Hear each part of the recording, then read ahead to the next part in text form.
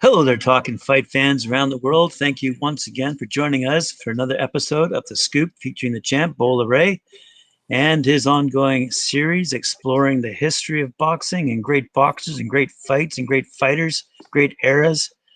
And I'm curious to find out who he's got lined up tonight. Who do you have lined up tonight, champ?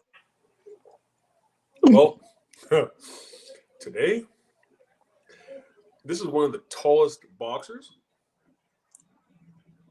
If not the tallest, in his day, in which he was 6'6". Now I'm 6'7", but that's yesteryear when crickets were aplenty.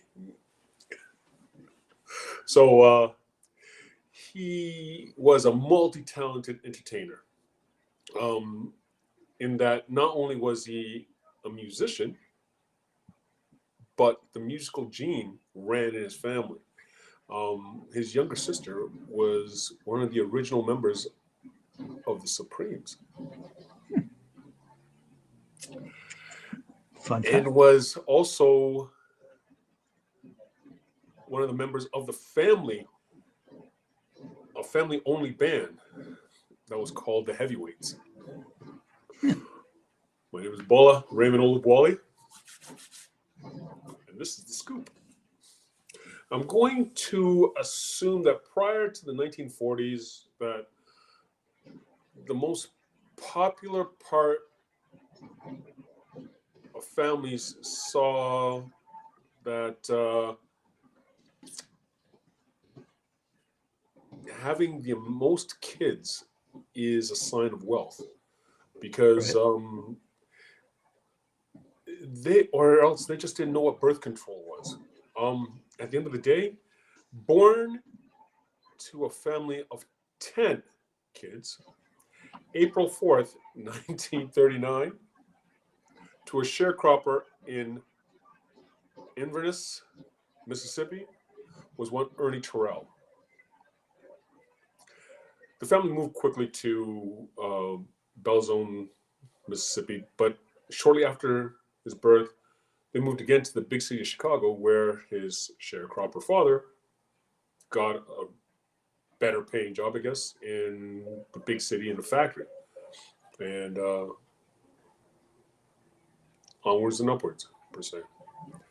Ernie won the Chicago Golden Gloves as an amateur, but outside of that, there wasn't very much information as to his amateur career. With that being said, May 15th, 1957, that is, Ernie stepped into the squared circle for the first time as a professional. He had a string of successes.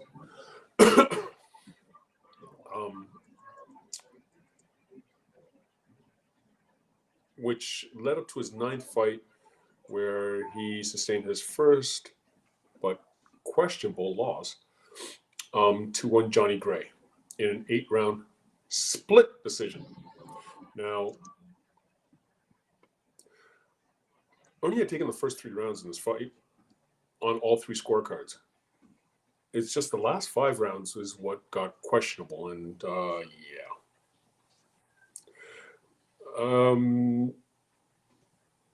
come the rest of the fight was questionable, but a lot of people saw that Ernie got robbed on this card. He had another rematch against Johnny, and the same questionable result ended in an 8-round split decision.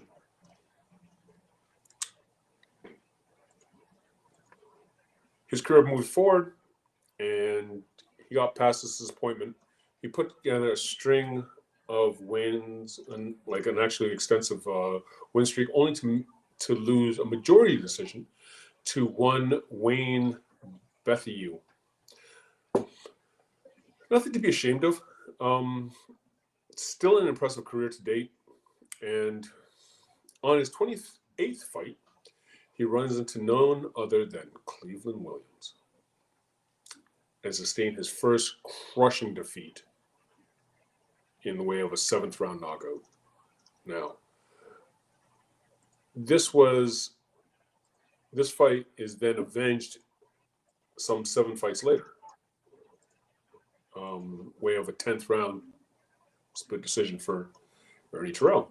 So again, like 35 fights, 4 losses. It's still a respectable career. Ernie continues on with his career with a great deal of more success over notable fights over future light heavyweight king, if you want, Bob Foster, and none other than our very own George Terrell. So yeah, he was a decent fighter, to say the least, if not great. Now, this is where it gets interesting. May 29th, 1966, Ernie Terrell was to face off against none other than Muhammad Ali. But 6 weeks prior, Ali's draft qualifications changed, at which point in time he was now eligible to be sent to Vietnam. Now, at which point in time, Ali made one of his most famous quotes of, "I ain't got no quarrel with no Viet Cong." This was as popular as a drag queen in a tractor pull. Okay? Yeah. The Illinois State Athletic Commission ordered him to make a statement, or actually, sorry, they actually found his statement to be unpatriotic and ordered him to apologize for it. Now, February 25th, he was called into the commission, at which point in time he refused to apologize. At which point in time, the Attorney General of Illinois dusted off his books and found some obscure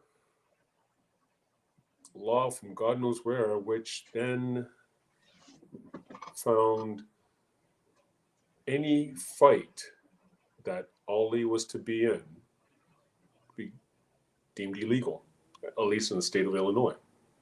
Now, with that, Bob Arum scrambled throughout all 50 states trying to find a state that would actually sanction this fight against him and Ernie Terrell, at which point he couldn't find one. Bob Arum had then to go all the way up to Canada, and Montreal finally said, "Yeah, we'll take that fight." At which point, by that point in time, Ernie Terrell was no longer interested. Ali ended up fighting George Terrell for the first time on 17 days' notice. That's the part that most people didn't know, including me. That fight was only taken on 17 days' notice, and it went 15 rounds. Now, Ernie Terrell then went on to actually fight none other. Ali was stripped of his title for choosing a rematch against Sonny Liston instead of fighting Ernie Terrell for the WBA title. Ernie Terrell ended up fighting one Eddie Monch on March 5th, 1965, and won the WBA heavyweight title via 15-round decision. So the WBA was with Ernie. The WBC was still with Muhammad Ali.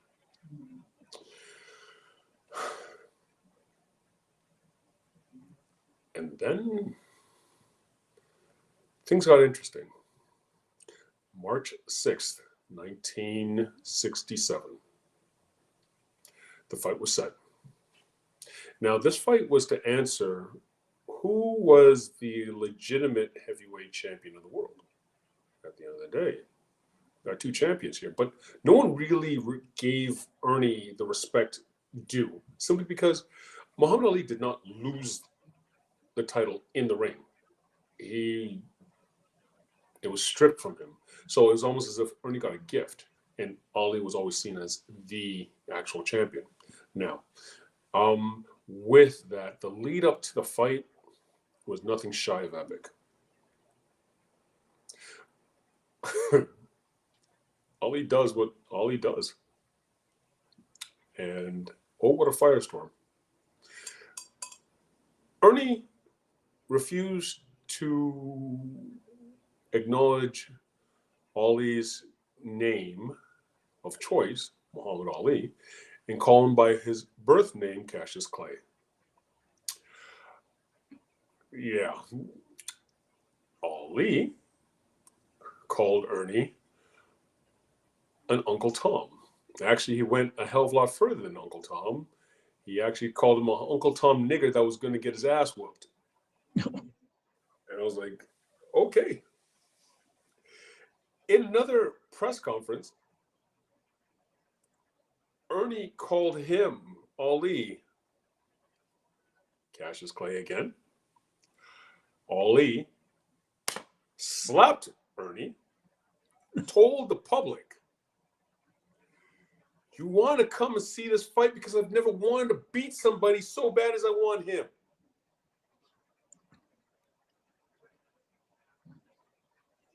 Now, this fight began and finished with Ernie just getting one hell of a shellacking. It was nothing shy of epic. He, like, for 15 rounds, the only thing I can give him is the fact that he didn't go down.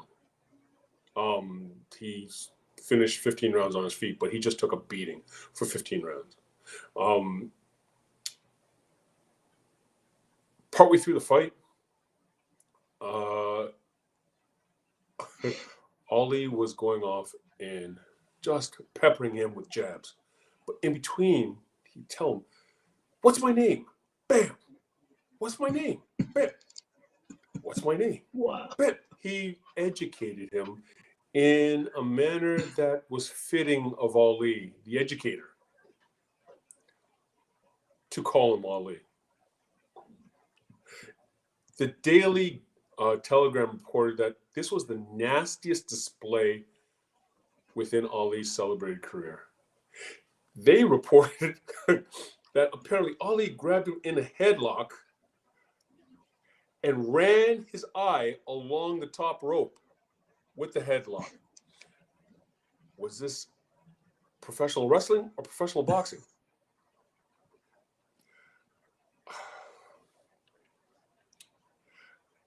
Ali was firing on all pistons that night, and it made the verdict easy and one side.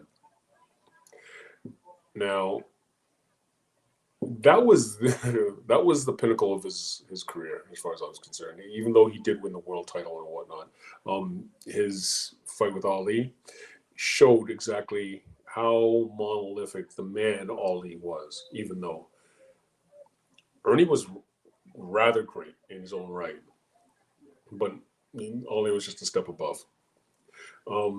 After this fight, Ernie had another 11 fights, and no, he didn't have too much. Like, he didn't have anything called notable success past this fight. In '67, Ali was then banned from fighting for 3 years. His titles, the WBA held an elimination tournament to see who was going to be Ali's successor with the belt. And Ernie Terrell was tossed into the mix. He didn't get very far. I think he lost in the first round. He had, like I said, 11 fights, nothing to write home about, and then he retired. With that, September 10th, 1973, he retires. He then went back to his other love, which was music, and became a music producer.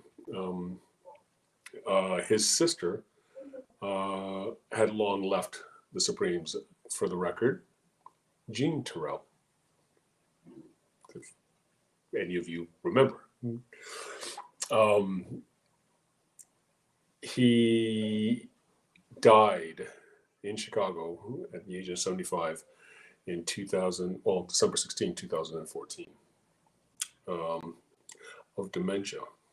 It was unfortunately a common occurrence and a common ailment in past fighters from that generation when they fought some wars and they would fight frequently without taking time to heal properly.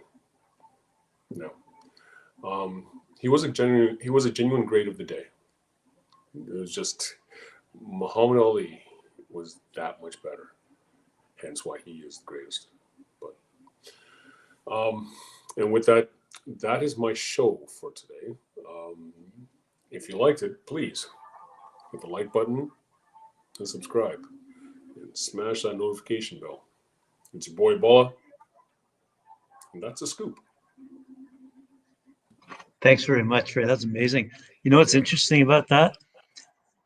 You hear often, and having lived through that era, I would say I heard often Muhammad Ali being angry and spoke angrily about something. Okay. But I never ever, I didn't see that fight, so I never imagined him being mad, as in he's so angry, he's gone over the top and he's now mad.